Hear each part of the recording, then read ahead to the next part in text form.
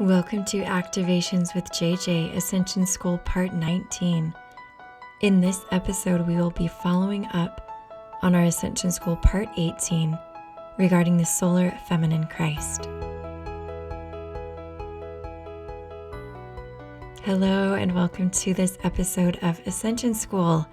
For those of you who are new, I am so glad to have you co-creating with us. I am JJ Brighton, a starseed linguist, multidimensional channel, and ascension guide. A lot of my work specializes in light language, but I also love exploring all kinds of galactic topics, Gaia-based topics, and more. I wanted to take a moment and draw your attention to the fact that there are a few things I'm extremely passionate about right now.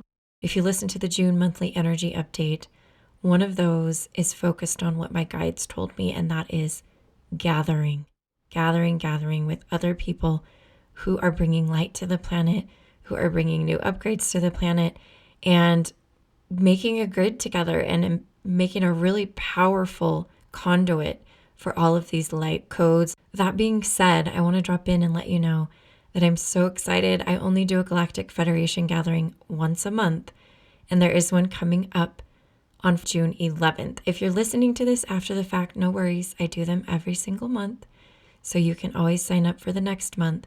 But if you are listening before that day, I want to encourage you to hop on the link below and sign up. These Galactic Federation gatherings are absolutely incredible. They are so powerful, packed with activations and information. They're just plain old fun because we get to connect with interdimensionals of all kinds. In fact, we connect with Andromedans and Sirians and Arcturians and Pleiadians and who knows what else is going to come through. So we would love to have you. It's a virtual gathering. And again, you can sign up through the link below.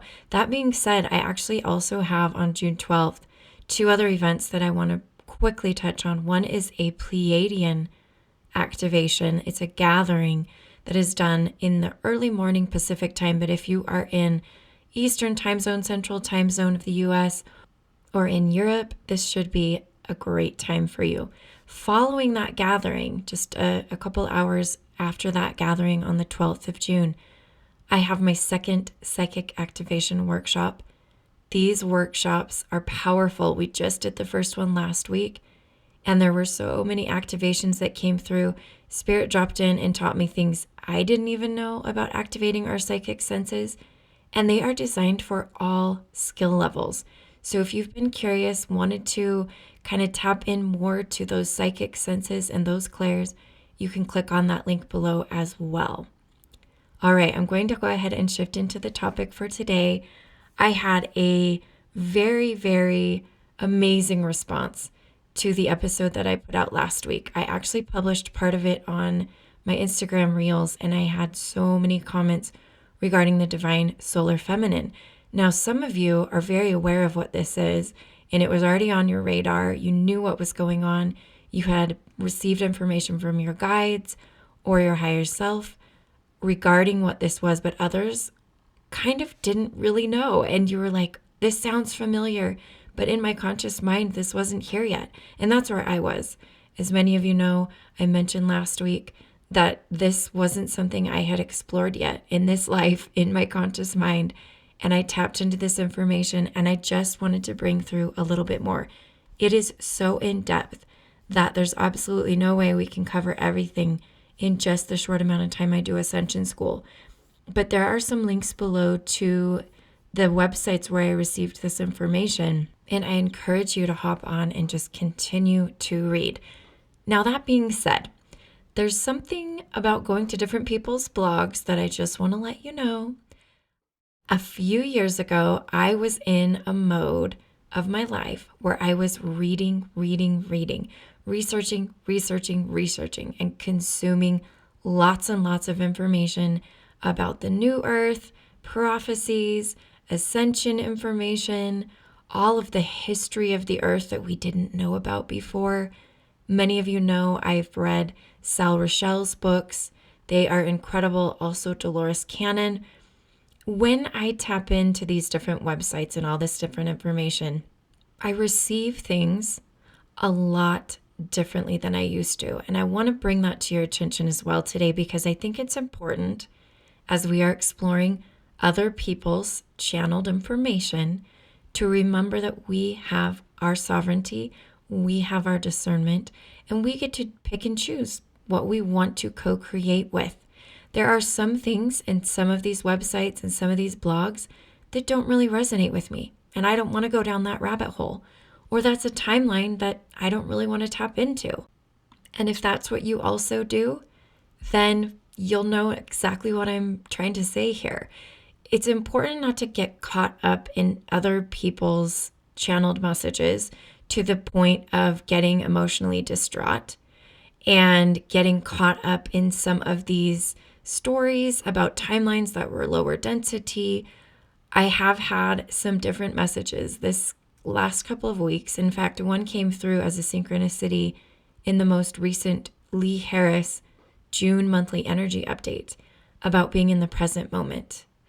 It's a time for us to really focus on the present moment. So as much as I will tell you a little bit reading from these websites about past events of the earth, I want you to remember right now our focus is on the present moment, on bringing through the divine solar feminine energy now, not worrying so much about how it came to be the way it is right now, but worrying about how to get it where we want it to be, how to bring it through, how to channel it, how to be a conduit for it so that we can invite in more powerfully this new earth energy that is centered and grounded in the divine solar feminine. In fact, a balance between the feminine and the masculine. But in order to do that, we need to bring through the divine solar feminine. So I'm going to start off by reading part of an entry from a website called lightparty.com. The link is below. The title of this entry is Solar Feminine Energy. And again, I read half of it in the last Ascension School episode. So you're going to want to go and listen to that. To be a woman and to embody the divine solar feminine energy has been very difficult. Women who have been conditioned to identify with the lunar feminine energy and those who express their solar energy have often had to go the route of the solar masculine, which sets up inner conflicts between a solar masculine outer life and a lunar feminine model that seems not to work or fit who they are. With the grounding of the solar feminine energy, the archetypal model of the fire goddess and her intense but feminine power and creativity will once again be available to women. There are going to be a lot of women on the planet who are going to start feeling a lot more comfortable with who and what they are at this time. And a lot of men will have a better understanding of what their partners and female friends are about. Okay, stopping right there. This reminds me, and it comes to mind, the movie Moana, which I referred to in the last episode, where I really do believe that what was missing, the heart of Te Fiti, what they were talking about, was she had that lunar inner feminine model, and she was like, where's my solar feminine inside me? And so there was really a conflict between the two parts of her. In fact, I really do feel like that story is more about integrating the two than about getting rid of that fire goddess completely, which is kind of what it illustrates in the movie. But if we were to go on, let's pretend that there's a Moana 2 where she's integrated the two, where the two live side by side, that fire goddess within her and that green goddess part of her. And that is what we are doing. There's no more conflict. There's no more divisiveness within our essence. All right, moving on with the next part of this entry in this blog.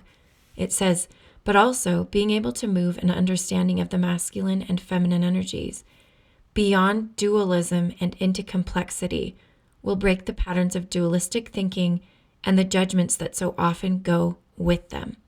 People may choose to embody one of the energies or all of them at different times. See, this is what I was talking about with Moana. This is exactly what I was talking about. Okay, humans will no longer be trapped in either or scenarios, but can exercise freedom and choice to express whatever aspects of their being appeals to them at that time in their lives. It is a choice of aligning with a harmonic and a tone that most suits your sense of who you are. And the return of the solar feminine will certainly be the enabler for this new freedom and creativity. Okay, now this next part really, really resonated with me. It's not a ton of detail, and so I want to take and invite you to explore this a little bit more. But it talks about the orange-pink ray. Here's what it says. The harmonic tone or color energy that is powering the return of the solar feminine at this time is the orange-pink ray or vibration. This energy unlocks and activates the heart chakra and the sacral chakra. Is this really sacral or in fact deep chakra number 1? It's kind of like a side note they add. That is why so many people have experienced intense cleansing on the emotional and feeling levels. This cleansing has been a fiery transformation and a clean out of all the negative and destructive ways in which the solar energy has been used since the solar feminine was excluded from the earth. This includes the use of sacred fire for warfare, and especially nuclear warfare. It is no coincidence that the topic of nuclear war has once again emerged into human consciousness at this time. And when I mean this time, we're talking about 1940s, 1930s, 1940s, because it also existed at the time of Atlantis and other times during the Earth's existence, even though it's not reflected in history that we know of. Many people have channeled that. Okay, moving on in the quote. Other issues that have been raised by the powerful cleansing ray are related to sexuality and abundance or relationships and money. All these past life and present life issues are coming into consciousness now to be released from the Earth's matrix grids so that the solar feminine may once again bring the balance that is needed to the planet. If they were not released at this time, humans would continue to play out these dramas and would miss out on the benefits of the harmonics of the orange-pink ray and others that resonate with the solar feminine energy. So the intense discomfort that many of you are experiencing at this time is so that you can be clear channels for the divine feminine energy in its full expression. When these old energies are released and cleared, then the divine feminine energy can flow clearly through the heart and sacral chakras. The heart activation produces energies of unconditional love and harmony. The activation of the clear sacral chakra produces creativity, passion, sexuality, and abundance. All right, I'm going to stop right there at the end of this entry. Such a beautiful, beautiful way to express all of this. And I am so grateful for the name of the person at the bottom of this blog post is Chandra. So I want to give her credit for what she has done here in writing up all of this information that I think needs to be brought to light. Just to revisit the orange-pink ray, I want to tell you a quick story here. So I kind of each season have a little wreath on my front door. And if you research about the wreaths, it's actually connected to the divine feminine too, but I like to change that out. And so as spring was approaching for me this year, I felt drawn to a particular wreath that I found at the store. I've kind of used the same wreath for like the last 3 springs, so I kind of thought it was time to change that up a little bit. And I purchased this particular wreath. I went home and I put it up on my door, and over the next few days, as I would drive home and I would look at that door, I would think, wow, that's kind of bright. I really don't know if that color resonates with me, and I'm not sure I want that one. And I thought I might change it out. Well, guess what color the flowers on that wreath are? They are orange pink. So as I started studying more about this energy and really tapping into it, in fact, Spirit said to me, that color is the color of your new timeline. And when I work with people for timeline shifting, what I do first and foremost is a big picture vibration identification. So we take and I have them visualize the color first, not the details, not I'm going to have this house and I'm going to live in this place and I'm going to have this relationship. I say, okay, plain and simple, what color do you see when we go to the void to create their new timeline? And they'll see a color. And that's kind of the way that I do it. I knew I was entering into a new timeline. Well, little did I know this new timeline was the timeline of the orange-pink ray, was reflected in these orange-pink flowers. And not only that, another really strange thing happened to me when I was actually getting my nails done. I know this sounds really crazy. I was getting my nails done. I chose the nail color that I wanted. And when I got the color on and I got home, I looked at that color and it was not the color it looked like on the little sample. And I was like, I don't think I'm going to be able to survive this color. It's way too bright for me. Guess what? It was a very similar color. So Spirit has been dropping in these colors to me so much. Also related to the color, I want to mention we've got Kuan Yin energy that is very much related to the orange pink, as well as Archangel Jophiel. And those are two I've really been working with lately. If any of you have experiences with the orange pink ray, the divine solar feminine, or anything that I've mentioned in this Ascension School episode, I want you to drop those in the comments below if you're on YouTube. And also want to mention to you, if you have any questions, I'm going to try to look at the questions that are dropped in the YouTube channel and address those in the next Ascension School episode, just kind of to highlight and interact with you a little bit more. All right, there is so much to cover in this episode. I want to drop in with a few more minutes worth of information for you. This information is going to be delivered in a little bit more structured way, where I'm basically going to read some entries in the Ascension Glossary. Again, my intention with doing this is to bring these into your awareness. I feel like some of you out there need to hear these terms, and you may not understand everything that I'm saying because I don't even understand it all. There's a lot of stuff in the Ascension Glossary, if you've dove into it, that gets really detailed. These are some of the rabbit holes I was talking about. So I'm going to be selective on what I read because some of this gets into some timeline stuff that I didn't necessarily, or didn't resonate with me, I guess you could say. But there are some things in here that I think are important and apply to our present time. I'm on the entry Solar Feminine Christ. At the bottom, it defines a few terms, and here's what they are. First, I'm going to define Solar Female Melchizedek. The link to this website is below. So remember, this is not my original stuff. I'm reading from the Ascension Glossary. Okay, here's what it says. Subsequent to the Atlantean cataclysm, the keepers of the blue flame and the females with original staffholder genetic codes underwent a series of genetic digressions, breeding programs, and deliberate targeting to disrupt the solar female principle by connecting the female principle and the human light body into the lunar matrix. By destroying the solar logos architecture and inserting a lunar matrix to hold the energetic placement of the planetary female principle, this lunar distortion would prevent the natural rod and staff gender principles from activating in the human DNA. The first staff holders were originally embodied as solar female Melchizedeks, and each had a genetic equal male partner that embodied the reciprocal rod masculine principle, thus were genetically key-coded to be the rod holders. Moving on, the next entry I want to read from is the Solar Christ Mary template. It says, Solar Female Mary template. This ascending collective female aspect is an important light body component for embodying the solar feminine Christ, as well as reassembling her corrected light body parts and spiritual wings.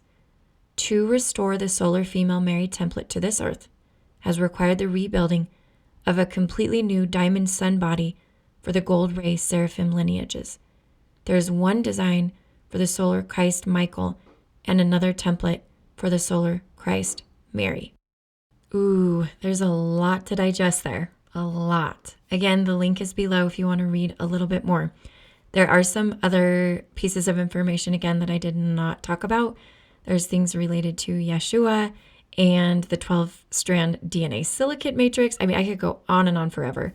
Those of you who have dove into the Ascension Glossary know what I'm talking about. But here's my point. I'm not necessarily, again, telling you these things so you can fill your brain full of all of this stuff consciously. Why I'm bringing up these words is because many of you have past lives that were deeply involved in all of this. And I'm hoping that in using this terminology or bringing this to light for you, you will be able to remember what you need to remember. Consciously, subconsciously, things will be activated in your DNA. In addition to that, you all know that I felt drawn, especially in this month, to let you know that one of the most powerful ways to activate your DNA is not through me reading from the Ascension Glossary. It's light language and other things like going out in nature. And if you do light language with your hands or ecstatic dance, things like that, even plant medicine. There are many ways that you can activate your memories, activate these templates, and allow us to evolve kind of basically back to where we were. We are coming full circle. I've been told that so many times. I'm not the only one talking about it. You can lots of different channels talk about it. We are literally going with Alpha and Omega. The end is the beginning and the beginning is the end. We are returning back to our original template with what's going on right now. There's a lot to digest here again, but I am so appreciative of you co-creating with me here. One of my intentions with my June 21st solstice goddess activation gathering, this is a gathering with lots of people, is to bring through all of these activations, many of them mentioned in what I just read. If you are feeling drawn to do that, you can sign up below. I will have that activation up on my website for you to download after the fact if you're not able to make it in person. Number 2, I've also invited people to meet with me one-on-one. You can sign up through the links below or order a goddess activation recording. You don't have to be in person, which I just opened that up. The link to that is also below so that you can still have this divine solar feminine activation personalized for you. This is not like an all-encompassing activation. This is one your guides will lead me in producing for you the exact vibrations which you need right now to activate your divine solar feminine and any other goddess energies within you which are dormant. Because we are doing this together, my friends. We are a team. And the more of us that activate ourselves individually, the higher we will rise as a collective towards the vibration, which is where we were in the very beginning of this planet. I am again so grateful for you, for your willingness to be here to spend this time with me. I want to send you so much love and let you know that I honor the divinity within you. Until next time.